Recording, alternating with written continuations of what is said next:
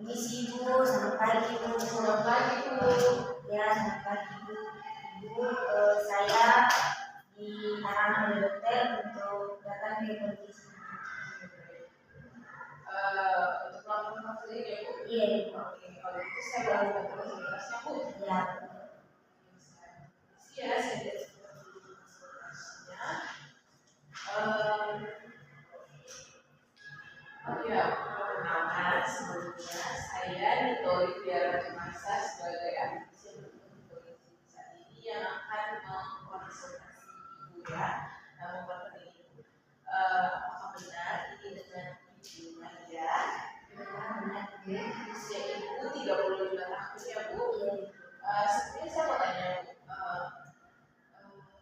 menurut Ibu maksud kedatangan Ibu sendiri berbagi di sini untuk apa ya? Maksud kedatangan saya karena saya ingin mendapatkan edukasi dan informasi terkait gizi dan untuk penyakit yang saya derita yaitu penyakit diabetes. Oke Bu, setelah data yang saya lihat ya Bu, ini tadi saya rekam ya Bu. Untuk jurusan dokter Ibu diabetes 1, diabetes darah ya Bu. Kemudian untuk tinggi badannya sudah melakukan pengukuran tinggi badan ya Bu? Sudah berapa tinggi badan saya yaitu 155 dan berat badan saya yaitu 75. Oh baik Bu.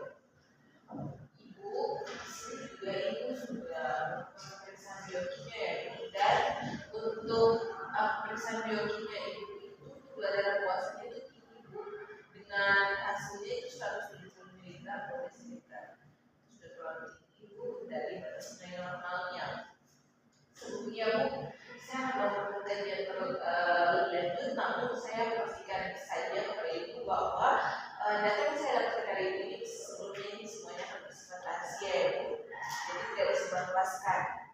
Sebelumnya saya mau bertanya bahwa sudah pernah melakukan konseling gizi Bu?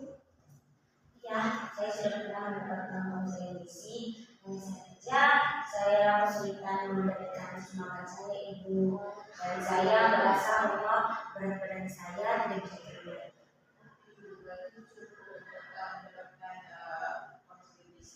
Selanjutnya Bu, saya mau juga sampai dari Ibu setelah konseling ini ya Bu, karena konseling ini tidak berhasil apabila Ibu tidak ikut andil dalam partisipasi dalam konseling ini ya Bu. Baik Bu, saya akan melakukan pengkajian gizi untuk mendapatkan masalah dari yang Ibu alami. Untuk itu saya mau bertanya pekerjaan Ibu sehari-hari bekerja sebagai apa Bu? Saya bekerja sebagai akuntan. Sebagai akuntan. Kalau di rumah tinggalnya bersama? Saya tinggal bersama satu anak saya yang disebut di bangku SD karena saya adalah seorang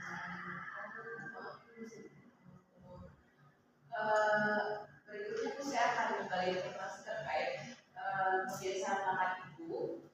Biasanya apa yang Ibu makan saat Ibu ada di rumah maupun di tempat kerja? Saya biasanya sarapan nasi goreng dan lauknya yaitu telur ceplok dan sosis. Biasanya juga saya membeli gulai ikan di kantor sebagai sajian pagi. Untuk makan siangnya favorit saya adalah nasi padang karena saya suka nasi padang. Tentang nasinya yaitu 2 centong serta ada ikan paru dan balado. Saya juga sering membeli high tea dan es teler. Nah, selanjutnya saat selepas makan siang, setelah itu saya pulang dari kantor, saya membeli kebab atau martabak telur atau gorengan. Pada malam harinya saya tidak mengonsumsi nasi, biasanya saya ganti dengan membeli bakso atau mie ayam atau siomay. Tapi kalau di rumah apakah Ibu sering melakukan aktivitas fisik Bu? Tidak, karena sebagai akuntan kegiatan saya sehari-hari hanya duduk di dalam ruangan saja. Tapi biasa pada akhir pekan saya biasa streaming film bersama dengan anak saya. Oke. tadi ibu bilang bahwa ibu juga tinggal dengan ibu. Pekerjaan rumah apakah ibu yang mengerjakan sendiri atau kan dikerjakan oleh siapa? Untuk pekerjaan rumah sendiri itu sudah dikerjakan oleh asisten rumah tangga. Terus selama beberapa waktu ini ada keluhan atau tidak yang dirasakan? Ada ibu, saya sering buang air kecil dan saya sering merasa lelah. Ibu saya minta waktunya sebentar saja untuk membuat diagnosa gizi terkait ibu ya Bu.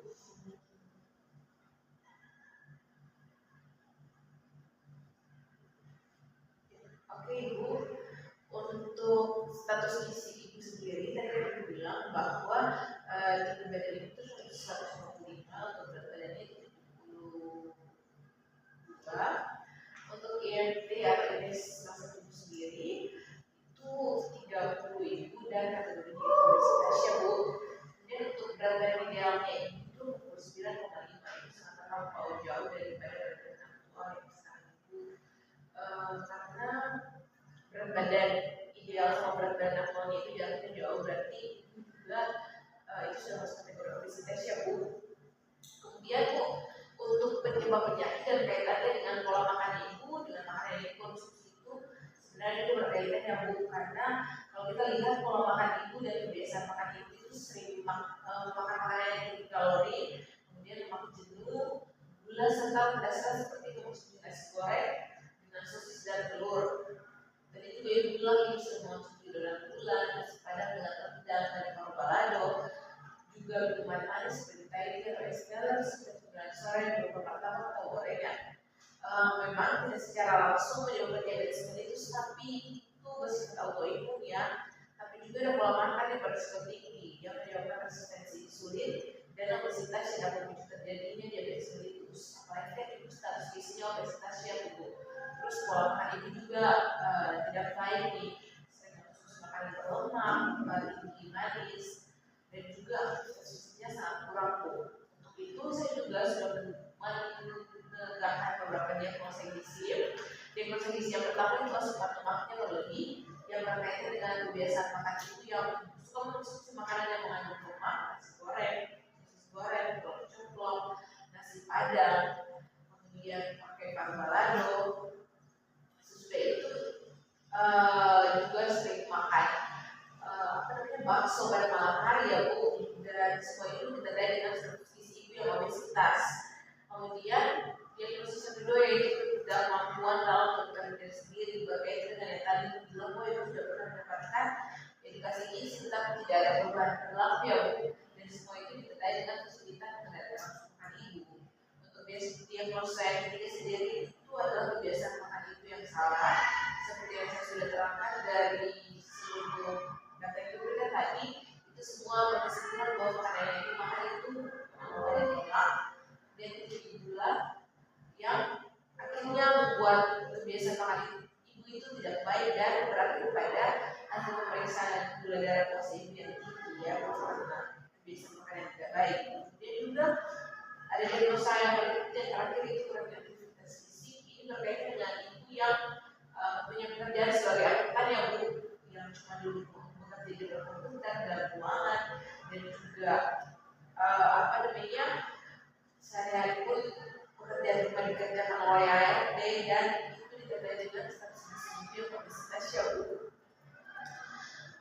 Baik Bu, berikut ini ada saya akan merekomendasikan pola dan kebiasaan makan aktivitas fisik yang berkaitan dengan penyakit ibu. Jadi di sini ada satu liter ya Bu, sebelumnya dan ada cuma satu Bu. Kita baca sama-sama ya Bu. Untuk liter diabetes itu sendiri Bu, ini tujuan diabetes itu untuk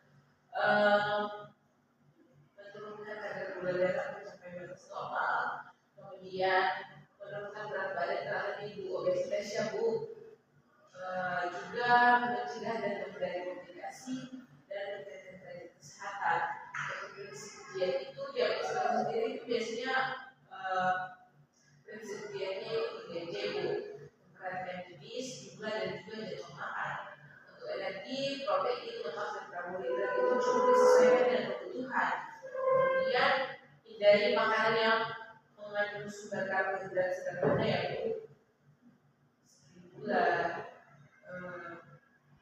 ini yang tadi saya konsumsi juga itu termasuk ya Bu. Kemudian membatasi makanan tinggi kolesterol dan lemak jenuh seperti gorengan, makanan yang tadi dikonsumsi, dan juga batasi garam dapur jika ada tekanan darah tinggi. Namun itu kan tidak ada tekanan darah tinggi ya Bu. Jadi tapi itu tetap harus dilakukan ya Bu. Jaga-jaga saja apabila tekanan darah tinggi. Kemudian untuk makanan yang dianjurkan dan tidak dianjurkan.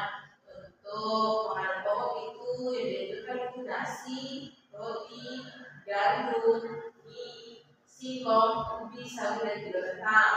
Untuk lauknya itu ibu, ikan, daging yang tanpa lemak ya Bu, ayam juga yang tanpa kulit. Kemudian susu skim, kalau susu skim ini susu tanpa lemak ya Bu. Kemudian kacang-kacangan dan seolah seperti tahu dan tempe. Untuk sayur-sayuran ini sayur-sayur yang jenis serat seperti kangkung, oyong, ketimun, tomat, labu air, bawang, lebak, sawi, dan juga selada, seledri, dan juga terong. Untuk buah itu semua buah yang segar ya Bu, tapi yang tidak terlalu matang ya Bu. Kemudian untuk lemaknya itu yang dianjurkan itu minyak dengan jumlah yang terbatas. Ini berkaitan dengan penggunaan minyak pada saat memasak ya Bu. Dan juga untuk makanan yang tidak dianjurkan untuk makanan pokok itu tadi saya bilang gula, madu, sirup, selai, jelly, dodol, kue manis, ice cream. Untuk lauknya itu daging berlemak, jeroan, otak, susu full cream. Kemudian makanan-makanan yang diawetkan ya Bu. Untuk buah-buahan itu buah-buahan manis seperti rambutan, leci, kelengkeng, manisan buah, dan buah kaleng. Kemudian untuk lemak itu minyak yang dipakai berulang untuk menggoreng dan juga makanan siap saji Bu.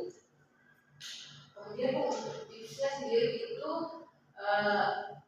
yang pertama itu ibu harus mengonsumsi dan mengatur jam makan, jumlah makanan, dan jenis makanan yang kalian anjurkan ya Bu. Kemudian perbanyak makan sayur dan makanan yang mengandung banyak serat. Kemudian juga lakukan aktivitas fisik Bu, minimal 3-5 kali per minggu. Kemudian juga hindari stres ya Bu, karena stres juga dapat memicu kenaikan kadar gula darah. Dan yang terakhir harus tetap secara rutin dan teratur untuk memeriksakan kadar gula darah ya Bu. Jadi Bu, ini ada contoh menu sehari dari mulai makan pagi hingga makan malam, tapi nanti Ibu juga sesuaikan saja dengan bahan makanan yang dianjurkan ya Bu untuk dapat konsumsi. Jadi untuk makan paginya untuk di sini tuh ada nasi, ada semur daging, ada tambahan jamur, ada sayur.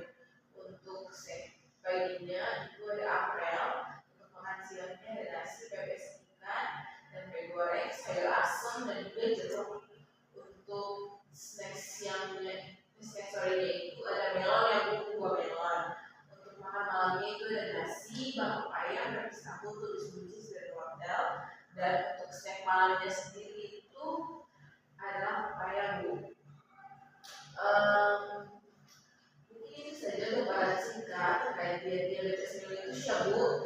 Kemudian Bu, saya akan melakukan challenge bagi Ibu untuk tetap ada dalam melakukan aktivitas fisik dan juga konsumsi makanan bergizi Bu. Sebelumnya Bu, saya ingin bertanya kepada Ibu,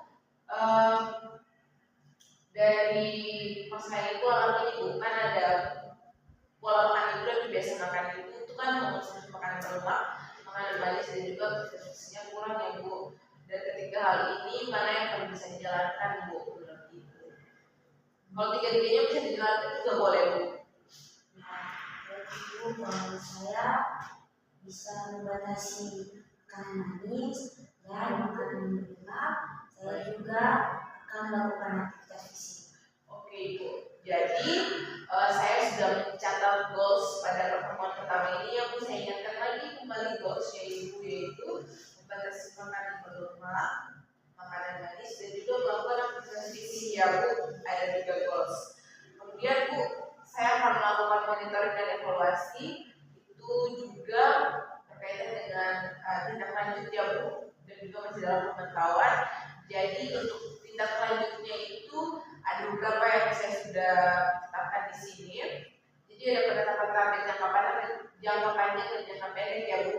Itu ada poin-poinnya Bu. Jadi pada penetapan target jangka panjang dan jangka pendek ini, kadar gula darah ibu itu harus turun hingga batas normal.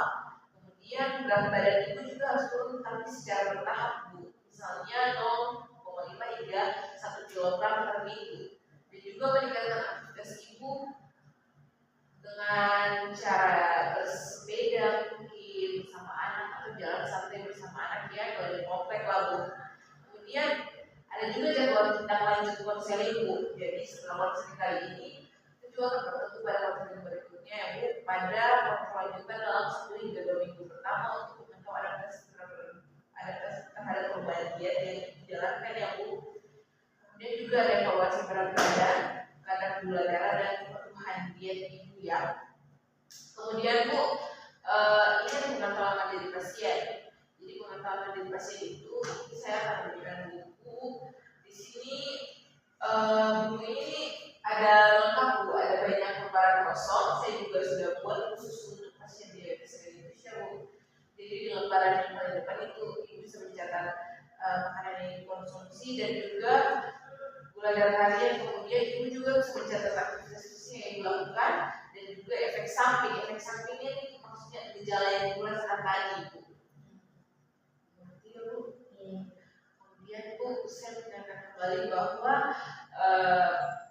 hari ini setelah konser ini masih ada tetap dalam pemantauan saya, dan nanti kalau ada apa-apa ibu bisa konseling ke saya lagi tuh saya. Jadi Bu, ini itu saja yang saya sampaikan. Saya berdasarkan ibu. Dan ini bukunya Bu, ini buku untuk catatan yang tadi saya sampaikan. Saya ingatkan sekali lagi ya Bu, goals kita pada pertemuan pertama ini mengurangi makanan berlemak, makan manis dan juga meningkatkan aktivitas fisik. Baik Bu, ada pertanyaan lagi Bu? Ya. Oke, saya rasa itu saja yang dapat saya sampaikan. Ibu harus terus semangat untuk menjalankan dietnya Bu, agar ibu juga serta sembuh dari penyakit ibu ya Bu. Mungkin saya yang saya sampaikan. Oh ya Bu, saya sudah